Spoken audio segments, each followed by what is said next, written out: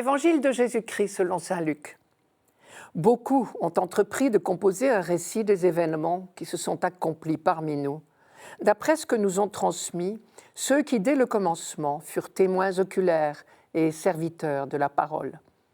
C'est pourquoi j'ai décidé, moi aussi, après avoir recueilli avec précision des informations concernant tout ce qui s'est passé depuis le début, d'écrire pour toi, excellent Théophile, un exposé suivi, afin que tu te rendes bien compte de la solidité des enseignements que tu as entendus. En ce temps-là, lorsque Jésus, dans la puissance de l'Esprit, revint en Galilée, sa renommée se répandit dans toute la région. Il enseignait dans les synagogues et tout le monde faisait son éloge. Il vint à Nazareth où il avait été élevé. Selon son habitude, il entra dans la synagogue le jour du sabbat et il se leva pour faire la lecture. On lui remit le livre du prophète Isaïe. Il ouvrit le livre et trouva le passage où il est écrit « L'Esprit du Seigneur est sur moi, parce que le Seigneur m'a consacré par l'onction.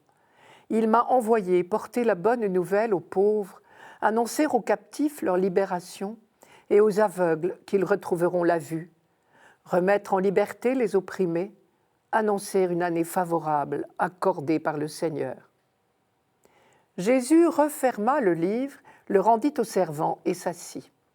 Tous dans la synagogue avaient les yeux fixés sur lui. Alors il se mit à leur dire « Aujourd'hui s'accomplit ce passage de l'Écriture que vous venez d'entendre. » Nous savons très peu de choses sur la manière dont les évangiles ont été écrits, et en particulier sur leur date.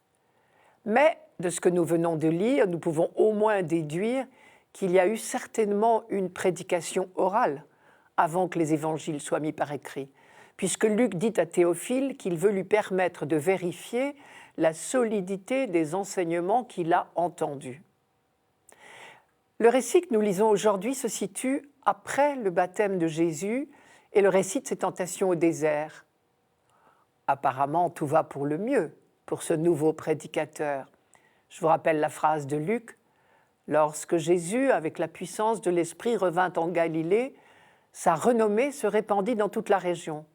Il enseignait dans les synagogues et tout le monde faisait son éloge. Tout s'annonçait bien donc ce matin-là. Jésus est un bon juif comme les autres. Il rentre de voyage et comme tout bon juif, le samedi matin venu, il va à l'office à la synagogue.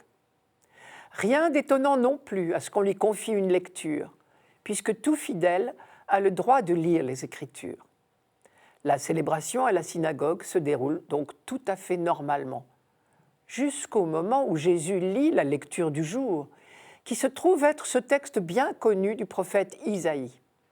Et, dans le grand silence fervent qui suit la lecture, il affirme tranquillement une énormité. Aujourd'hui, s'accomplit ce passage de l'Écriture que vous venez d'entendre. Il y a eu certainement un temps de silence, le temps qu'on ait compris ce qu'il veut dire. Tous dans la synagogue s'attendaient bien à ce que Jésus fasse un commentaire, puisque c'était la coutume, mais pas ce commentaire-là. Nous avons du mal à imaginer l'audace que représente cette affirmation si tranquille de Jésus, car pour tous ses contemporains, ce texte vénérable du prophète Isaïe concernait le Messie. Seul le roi Messie, quand il viendrait, pourrait se permettre de dire « L'Esprit du Seigneur est sur moi, parce que le Seigneur m'a consacré par l'onction. » Car dès le début de la monarchie, le rituel du sacre des rois a comporté un rite d'onction d'huile. Cette onction était le signe que Dieu lui-même inspirait désormais le roi en permanence pour qu'il soit capable d'accomplir sa mission de sauver le peuple. On disait alors en hébreu que le roi était Machiar. Ce mot signifie tout simplement frotter d'huile. C'est ce mot Machiar qui se traduit Messie en français, Christos en grec. À l'époque de Jésus, il n'y avait plus de roi, vous le savez, sur le trône de Jérusalem. Mais on attendait que Dieu envoie enfin le roi idéal qui apporterait à son peuple la liberté, la justice, la paix.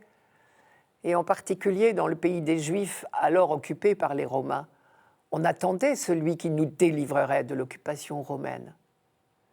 Clairement, Jésus de Nazareth, le fils du charpentier, ne pouvait pas prétendre être ce roi Messie qu'on attendait.